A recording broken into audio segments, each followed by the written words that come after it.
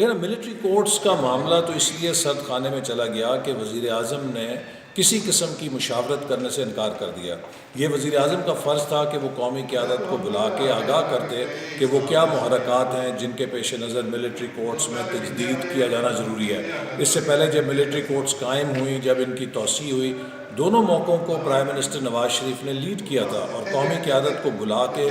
اور سیکیورٹی کے اداروں کے سربراہان کو بلا کے ان کی بریفنگ کرائی تھی، جن کی روشنی میں اتفاق رائے سے یہ فیصلے ہوئے تھے۔ اب ہمارے ہاں یہ شہنشاہ معظم جو ہیں یہ شہنشاہیت کا نظام چلا رہے ہیں، اس میں یہ اپوزیشن کو تسلیم نہیں کرتے، اس سے بیٹھ کے بات نہیں کرنا چاہتے، نہ اس کی حیثیت کو تسلیم کرتے ہیں۔ تو انہوں نے پریفر کیا کہ میں اپوزیشن کے ساتھ بیٹھنے کی بجائے اگر ملٹری کورٹس ختم ہوتی ہیں تو بھلے ختم ہو جائیں، لیکن میں اپوزیشن کے ساتھ نہیں بیٹھوں گا۔ اچھا سر، آخر میں یہ بتائیے گا کہ آج کی جو آپ کی میٹنگ تھی اس وقت جو آج ہماری میٹنگ ہوئی ہے اس میں ہم نے جو عمران خان صاحب کا خط ہے اس کا جائزہ لیا ہے، اور ہمارا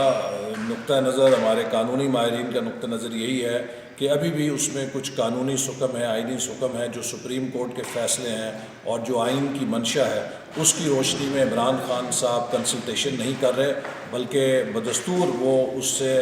کترا رہے ہیں، اور اس عمل کو اسی طریقے سے ہونا چاہیے جو آئین میں درج ہے، جو سپریم کورٹ نے اپنے فیصلوں میں لکھا ہے۔ اگر اس سے ہم روگردانی کریں گے تو اسے کوئی عدالت میں چیلنج کر سکتا ہے۔ سر انہوں نے خط تو لکھ دیا اس کے بعد؟